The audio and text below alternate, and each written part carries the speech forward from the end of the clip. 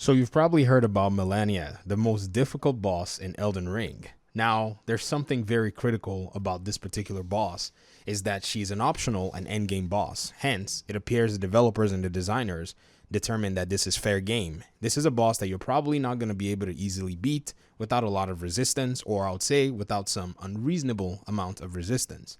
Welcome to the GamerDad channel. Today we're going to be talking about Elden Ring. We're going to be talking about how the Malenia boss fight is a very interesting one and set up in a way that would help players to face their own personal reality. So first of all, we're going to look at the way this boss is actually structured.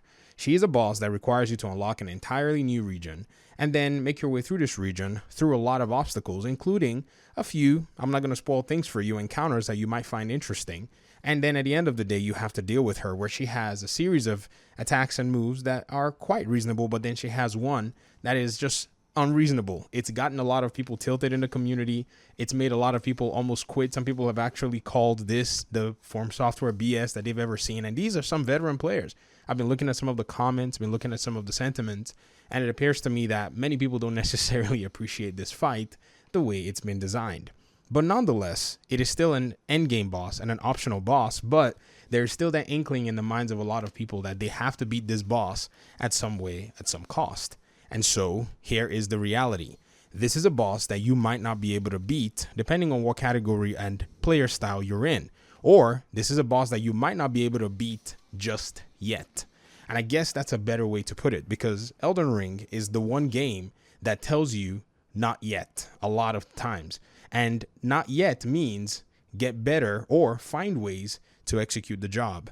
Now, in my own testing of playing against this character, I did everything that I could to make my way to the Halleck tree.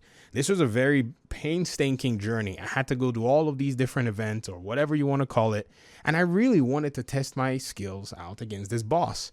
And so on approaching the boss, I tried a few things, kind of went in with a few gimmicks, and immediately I realized that this boss has some design mechanics that are actually designated for players who are willing to be much more patient.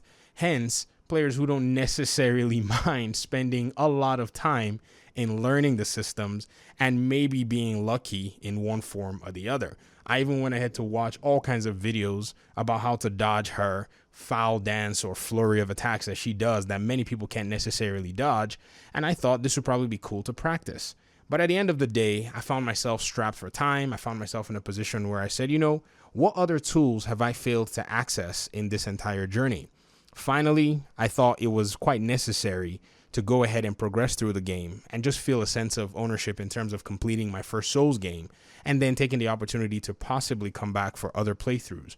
And so I went to the exact mechanic that is designated for bosses that may be giving a new player or a player who's not necessarily seasoned an upper hand. The summoning feature. The summoning feature is designated to help you as the player to at least go into the fight with someone else who may be willing to at least take away a lot of the attention from you so that you can maybe learn, maybe conquer the boss, or maybe at least try out a tactic that you feel might be effective but not necessarily be certain how it'll work.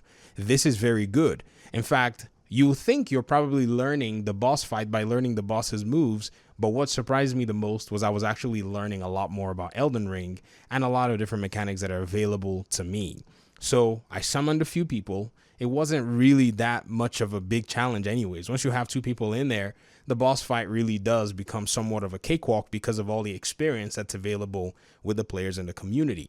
But nonetheless, there is something quite interesting, and that really not only taught me something about the game that I hadn't necessarily considered, but it taught me something that I knew would basically keep me playing the game, because I wanted to, in a sense, attain the level of knowledge, skill, maybe expertise of the players that helped me through this journey.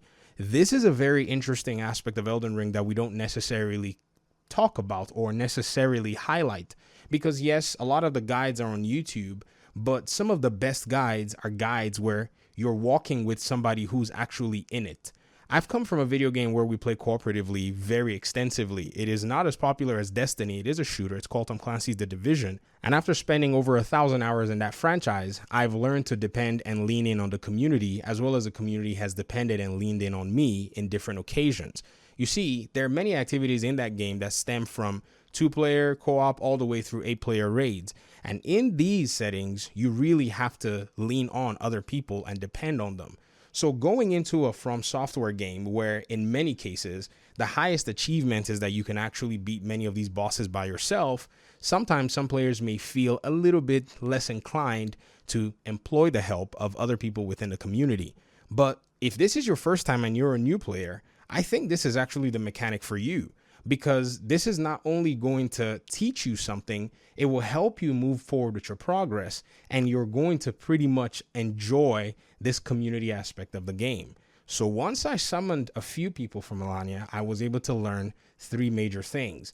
Their weapons, their magic arts, and their skill patterns that you as the player must learn for every encounter that is actually quite difficult or scaled in a difficulty curve that is not necessarily for every new player.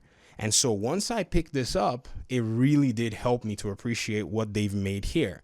Imagine if this was a game like God of War, where you had your difficulty setting basically as a base difficulty setting for everybody, but you had no way to be able to get or garner help from anyone. You'll be faced with one of 2 things. You continue to hit your head on a wall, maybe go ahead and find some other interesting things to overcome the journey, or you're in a position where you're probably going to get stuck and not be able to progress through this new challenge. Elden Ring, or the From Software games in the past that have had these mechanics, does not, in a sense, want you to feel like you're overly stuck unless you choose to. But if you want to progress, this mechanic really does help. And so I want to extend my deepest appreciation to Tarnished Beeblebrox and Miracle Mildred. These 2 players pretty much did a lot of the heavy lifting. Now, I have a strategy where I can play some really interesting range combat and deal a lot of damage from distance as long as I have the opening to do that. And this strategy was really helpful in this scenario. In fact, after beating Malenia and destroying her with a group of other Tarnished, one of the really cool things was I went ahead and started to just summon people for some other boss fights, because at this point I said if the mechanic is there, I'm going to use it. In future gameplay sessions, when I decide, or if I decide to go back and play some of these boss fights, I'll be very happy to start trying it on my own, because now I have the base level gameplay completion underneath my belt, which is something that I've been looking forward to after over 150 or 160 hours playing Elden Ring. And so, thanks for listening.